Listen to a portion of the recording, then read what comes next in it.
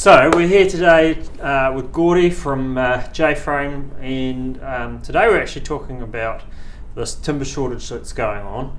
And there's so many theories. Everybody I bump into has got a different reason, and it's kind of hard to tell the wood from the trees as to what's actually happening. So you guys are obviously in the thick of it and understand a bit more than most of us. Do you want to give us a bit of an overview of what you're seeing and some of the causes for the situation that we're finding ourselves in? Yeah, from Juukan's perspective, the demand is unprecedented. Yeah. We've never had this high level of demand for wood products in New Zealand in probably more than 100 years.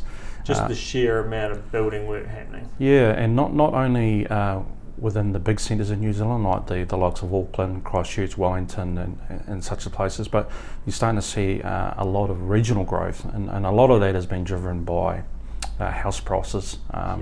For anyone who's attempting to buy a new home now, is finding that price bracket to be reasonably difficult to get into. So it has driven the demand through the roof, and what we're seeing now is right across New Zealand, pricing has increased significantly, which has then put a strain on the supply chain, which is driven by a couple of key factors. Yeah. In terms of manufacturing processes, like many other New Zealand suppliers for framing timber in New Zealand, we've been inundated with orders to the point where we have more orders than we have available capacity. Yeah. Some would say that's a great position to be in, but it's not realised if you can't actually cash in on the demand. Yeah. And there's no one out there that's able to do that based on what's happening in terms of the current climate. And are those orders, I mean, it seems like it's happened a lot faster. The building industry's been flat out for the last 12 months, or pretty much since lockdown come out, but it's only all of a sudden we've got these massive shortages. So what's been the driver for that switch to get flipped as we, I think we started to see the signs in late last year, late 2020. I mean, we come out of lockdown, there was an initial pipe fill. A lot of people wanting to get back to work, and that was good. And then we saw a temporary lull towards the end of Q3 of last year, and then Q4 things started to pick up. And then since we've come back from the Christmas and New Year break, it's been just non-stop. Wow. And just recently we've had some of the major suppliers have some issues around the supply that they put to the market, a large percentage of the market, and that has caused ripples with the remainder of the manufacturing sector. Right. To the point now where, even with the likes of Juukan unable to meet the demand. Yeah. Therefore, that's given us only a couple of real viable options to look at, and one of those is working on an allocation of timber to our customers, because there's always an element of risk with increasing your production. I mean, you can cover it with people, which is a short-term solution. Yeah. But you have to be mindful of people, fatigue, and the risks associated with that. Yeah. The long-term vision would be to capital investment, where you would automate a plant, provide more volume. But like most manufacturers, there's still an element of risk, because we have no idea how long this current demand will last. Yeah. Although some of the industry leaders I'm talking to are suggesting that there'll be no change to 2021, and we're probably looking as far as Q2 of 2022 before we may see an easing of the current situation. Is that because demand drops or supply comes back on board?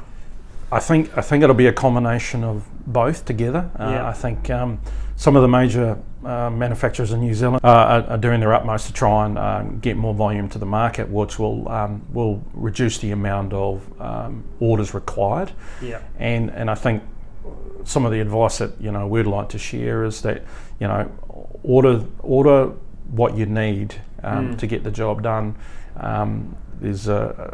It's pretty clear that a lot of the order profiles, if you look back over 12 months, of purchasing history, we have orders that are 2 to 3 times more than that normal period. So that suggests that there may be a spike in the orders from their customers, but a lot of it's been driven by, I'll place a big order in and then that'll look after me. Yeah. So if everyone takes that same view, here we are with unprecedented demand and unable to supply. And the reason why I say that it's probably more that way is that year on year in New Zealand we're producing more framing timber than we have ever before. Across the whole industry? Across the whole industry. So we're making more of it, but there's less around.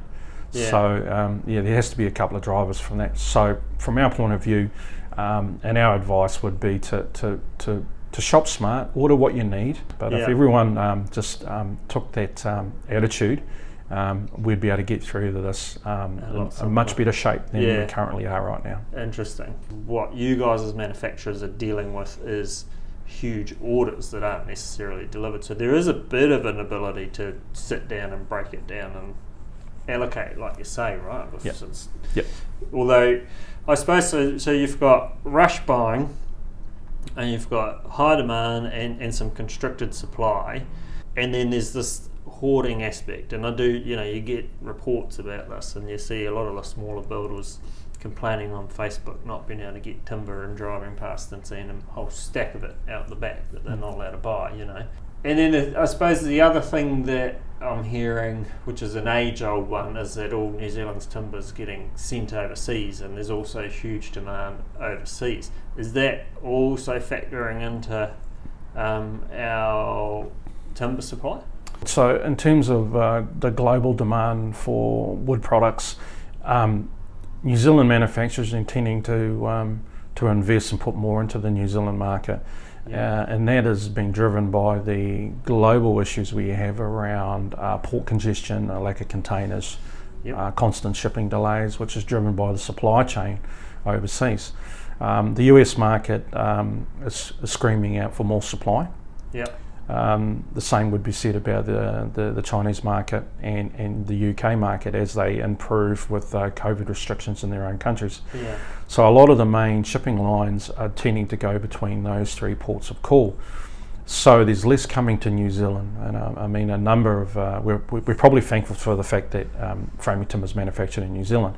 If you were importing electrical components, fixing, screws, plumbing gear, which has all been imported, there's delays with that now. I mean, I had reports last week of, for the likes of cedar being imported 16 to 20 weeks before people can expect delivery. So the actual volumes of, as an industry, the amount of logs we're sending overseas is either the same or less or more than what it was. Absolutely, and I think a lot of New Zealand suppliers who would ship a lot more into the likes of Southeast Asia for maybe the lower grades that are generated from their framing peels, or into the Australian market, they were attractive markets. But now with the increase in sea freights or shipping rates, that hasn't made it as lucrative as it used to be. Right. So if you can't move it offshore, then you've got to find other ways to get it into the New Zealand market. And you don't have to put up with foreign exchange as well. In terms of that loss. So certainly for us as Duke New Zealand, we love the domestic market. We love to look after the communities that we operate in.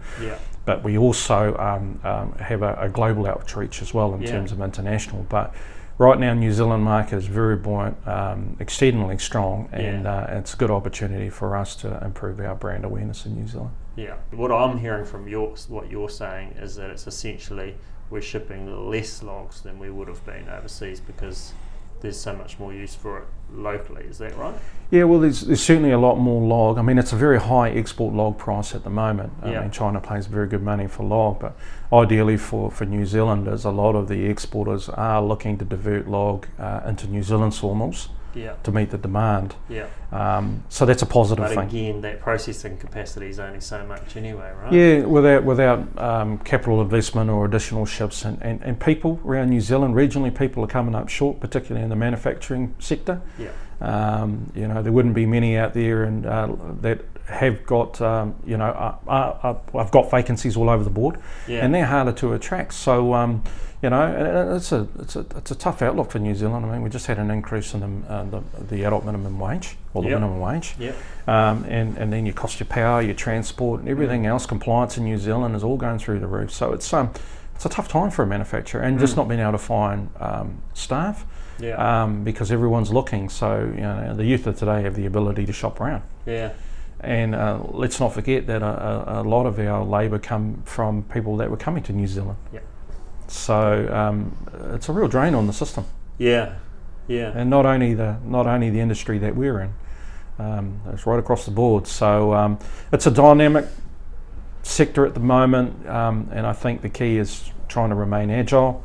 Work with customers in terms of face-to-face communications, which is key, particularly talking about, how real is this allocation, how much is this number, a valid number that you're giving us. And I think those kind of conversations right across the sector are happening day to day now, because we just have to work out, where everyone fits in that bigger scheme of things. And so, okay, this kind of bulk buying that might be going, how real is that, and how is that fixable? Or I think again, there'll be certainly the likes of Auckland, which will be the biggest consumer of particular framing timber into the New Zealand market.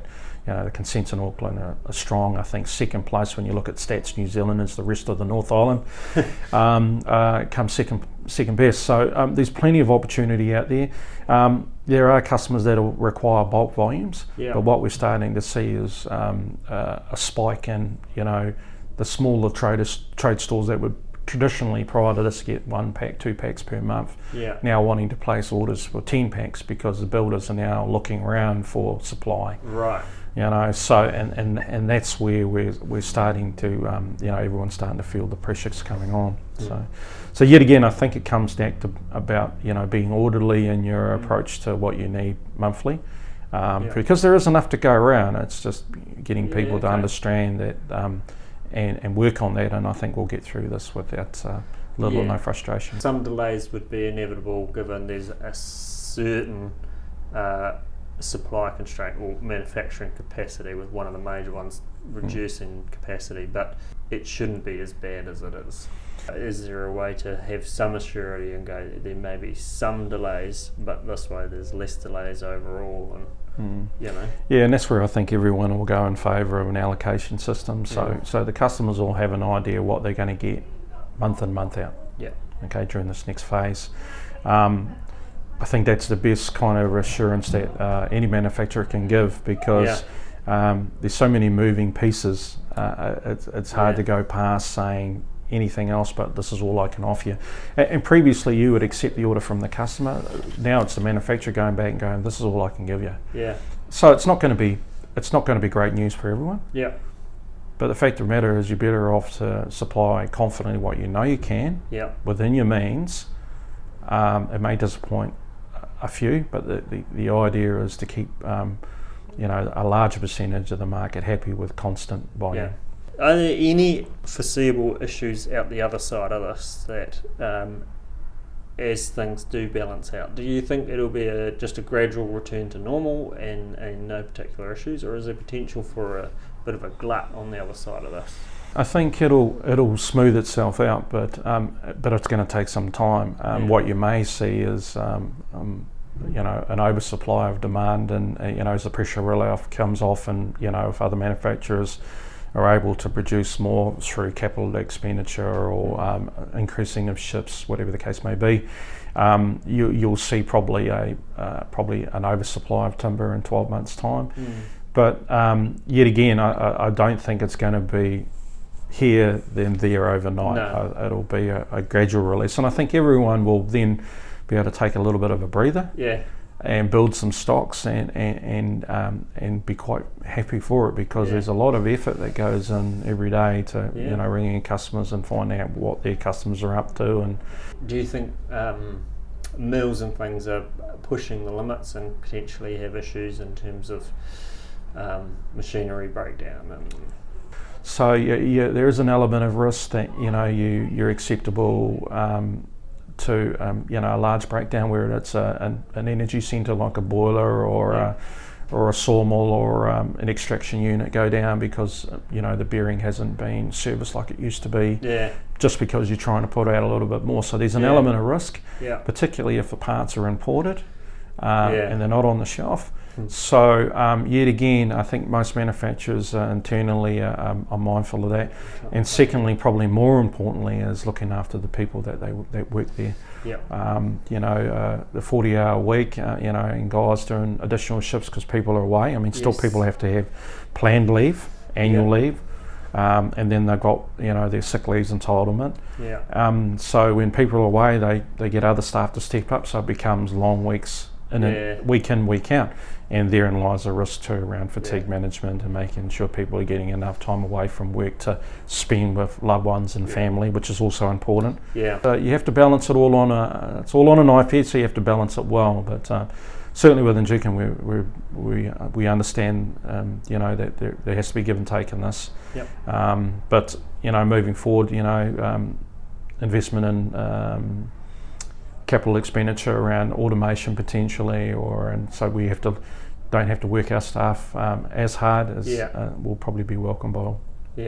Are there any particular types or sizes of timber that are particularly struggling for supply? The wider you get, the harder it gets it's hard to find. I mean, and that's where it's well suited for the likes of J-frame with our LVL process, where we make a wide billet and then cut it down to the desired section size required by the end user. So the likes of the 190s and 240s, particularly around that mid floor, there's high demand for that because for sawn manufacturers, it depends on the quality of the log, the size of the log, will then give you the quality or the accuracy of that particular member as it goes to site. For the LVL process, it's an easier replication. So for us, the wider sections are a focus right now, particularly the likes of Auckland and that, where there's high demand for 240 wide for mid-floor. There will still be a priority around 90 by 45 framing for conventional housing, but I think what we'll start to see emerge over time is where people will go to a 140 frame because that gives them the likes of double insulation, some thermal payback over the course of their house life. And that yet again is a move that is starting to grow. We're starting to see our order profile for the wider section increase. 90 is currently predominant, but I think over time that will definitely change as people look for more innovative ways to utilise an LVL process in their designs. And so how does this affect the plywood market? Well, I mean, there's high demand for plywood, and generally speaking that would be for flooring, or whether you're using strand floor via Laminex, is manufactured by Jukin New Zealand out of our tri-board mill in Kaitaia. It's coming up in short demand, so every time you build a house you've got to put a floor down. And so that demand is peaking at the moment, and we just don't have the supply in New Zealand. We previously imported quite a bit of plywood, but that's getting more expensive to do. If the US will take a lion's share of that out of South America because it's a big volume. To bring it down in New Zealand it gets reasonably difficult to do. Harder and harder, and so the New Zealand manufacturers, the likes of IPL down in Greymouth, are all stepping up their production. We've done a little bit in terms of making plywood at J-Ply in Masterton to help with the demand. But it's right across all wood products. We just can't physically make enough in the hours allotted in a day. So they're in a similar predicament like we are in terms of the framing solutions. In terms of, say, a builder watching or an architect, who should they be talking to in terms of planning for their supply? With our own sales team, we'll meet with the architect, we'll meet with the trade merchant, we'll talk with the builders, because what that does is we're able to piece together the supply chain and the expectation around deliveries. There's a lot of work in that, but I think somehow you got to get some reliable data to work with. Because at this point in time, it's very important to have that, because otherwise it's all best guess. Years ago, Australia had a shortage, from what I've been told, and that was one of the catalysts for them dropping to smaller framing sizes, right? Is there any chance of that happening here? I mean, there's been talk of it, but going to a smaller section size will also change the structural properties. Yeah. So if you're relying on a 90 by 45 to get an SG8, Yeah. at 70 by 45, that same stick of timber may not. No. So although it'll provide more volume, but it may not net the result in terms of structural application. Yeah. And in a smaller section size, you'll tend to cut to further into the log for a smaller section, so the quality of the wood is also not so good. Yeah. So what you don't want to do is have a lot of that sitting on pallets and pre-nails unused. Yeah. So I think 90 by 45 is fine. I think the innovation is making it wider. Huh. Okay. So 140 and wider. Yes. And building a better quality frame, where you actually could use less timber, so a higher strength member potentially. Yeah.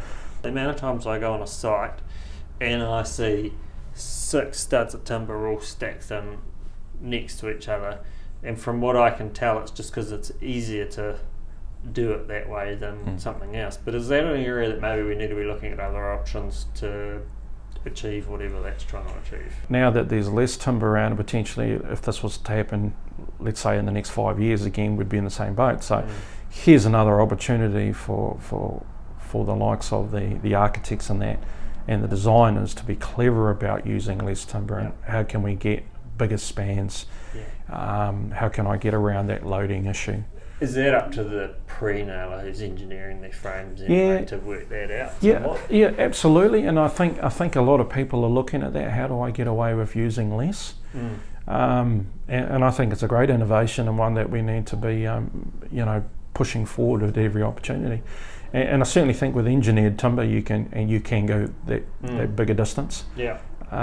So certainly for us, it's an exciting space, and hence why the likes of high performer homes and working with architects that are bought into that is certainly quite exciting for us. But certainly moving forward, I think less timber is better. I mean, that's kind of where coming from a timber manufacturer. Yeah. The bigger picture is building innovative homes that are faster to replicate. Yeah. So building good building techniques, and just pushing the envelope. I mean, there's so much more to do with timber than we currently use it in.